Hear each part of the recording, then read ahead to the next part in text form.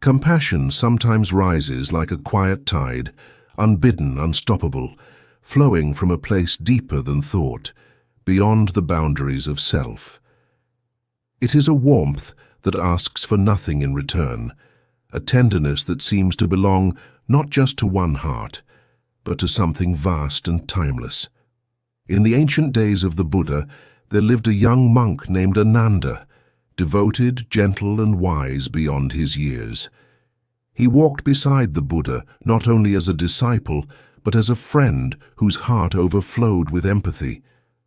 And one day, through an act so simple it might have gone unnoticed by others, Ananda revealed the true essence of compassion, the very heartbeat of enlightenment itself. This is not merely a tale of kindness.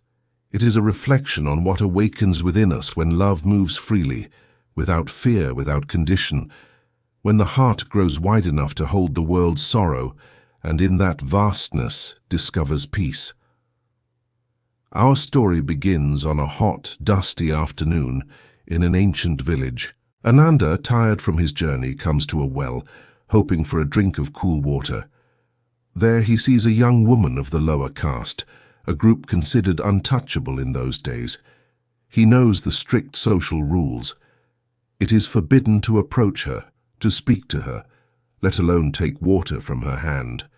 Society has erected invisible walls between them. But Ananda was thirsty, and more than that, he saw not a caste, but a human being. He walked towards her and gently asked, "Sister, could you please give me some water to drink?" The young woman, whose name was Prakriti, was stunned. No one from a higher caste had ever spoken to her with such respect, with such kindness. Her entire life, she had been treated as less than human, invisible, unworthy.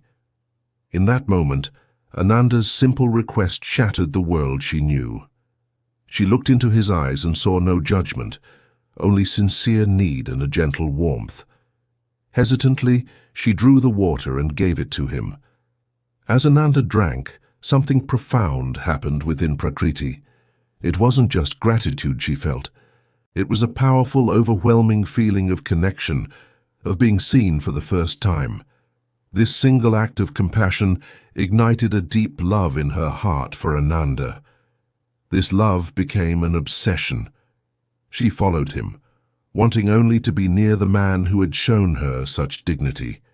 Her devotion was so intense that it disrupted her life and the lives of those around her. Her family, worried, eventually sought the Buddha's help. They explained the situation, how Prakriti was consumed by her love for Ananda. The Buddha, with his infinite wisdom and boundless compassion, listened patiently. He didn't scold Prakriti or dismiss her feelings. Instead, he invited her to speak with him. When Prakriti came before the Buddha, she confessed her deep love for Ananda and her desire to be with him. The Buddha didn't tell her she was wrong. He looked at her with the same kindness Ananda had shown. He said to her, "If your love for Ananda is as deep as you say, then you must be willing to become like him. Are you willing to shave your head, wear simple robes, and follow the path of a monastic just as he does?" Prakriti, without a moment's hesitation, agreed. She thought this was the way to win Ananda's love. So she joined the community of nuns, following the teachings, meditating and living a life of simplicity. She did it all with Ananda as her motivation. But as days turned into weeks, something remarkable began to change. As she listened to the Buddha's teachings on the nature of suffering, attachment, and true happiness, her perspective started to shift. She began to understand that the intense feeling she had for Ananda was a form of attachment, a grasping that was causing her own suffering. The love she felt was born from a deep-seated need to be valued, a need Ananda had momentarily fulfilled. The Buddha's teachings weren't about extinguishing her love. They were about transforming it. He taught her that the compassion Ananda had shown her was not unique to him. It was the very essence of the awakened mind, a quality that exists within all beings, waiting to be discovered. He guided her to look inward, to find that same source of love and dignity within herself. Through her practice and meditation, Prakriti's love for Ananda began to evolve. It expanded. It transformed from a possessive, focused attachment to one person into a boundless, universal compassion for all living things. She realized that the kindness she sought from Ananda was a reflection of the kindness the universe held for everyone. The love she felt was no longer about getting something. It was about giving, about sharing that sense of worth and dignity with everyone she met, just as Ananda had done for her.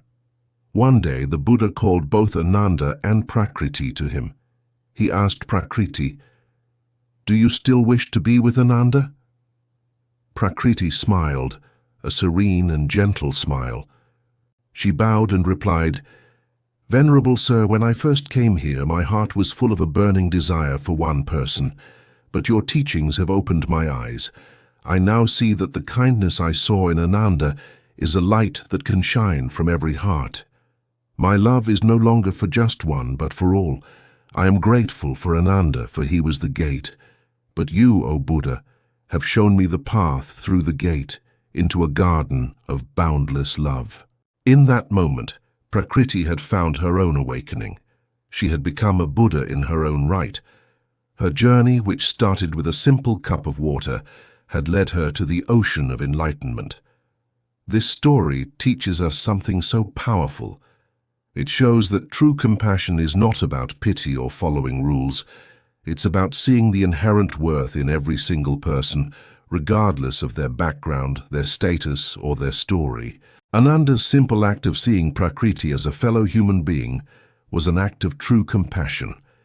It was compassion in action. And this is the key. The Buddha's path is not just about quiet meditation in a secluded cave. It's about bringing that awakened mind into the world through our actions, our words, and our intentions. Every time we choose kindness over judgment, empathy over indifference, we are walking the path of the Buddha. Every time we offer a metaphorical cup of water to someone who is thirsty for dignity and respect, we are channeling that same universal compassion. Think about your own life. How many times have we judged someone based on their appearance, their job, or their circumstances? How many times have we built invisible walls just like the society in this story? This story is a beautiful reminder that a single genuine act of kindness can be a catalyst for profound transformation, not just for the person receiving it, but for ourselves as well. Prakriti's story is a testament to the power of love when it is purified and expanded. Her initial attachment was a seed. Through the wisdom of the teachings, that seed grew not into a clinging vine, but into a magnificent tree, offering shade and fruit to all. This is the true meaning of spiritual practice, to take our very human emotions, our passions, our longings, and to refine them, to transform them into wisdom and boundless compassion. So, the next time you have an opportunity to show kindness, especially when it's difficult or goes against social norms, remember Ananda at the well. You never know. Your simple act of compassion might just be the spark that awakens the Buddha within someone else, and in doing so, you will find you are awakening it within yourself. Thank you so much for joining me on this journey today. If this story resonated with you, please consider liking the video and subscribing to the channel for more stories that explore the depths of the human spirit. I would love to hear your thoughts in the comments below. What did this story mean to you? Until next time, walk with compassion.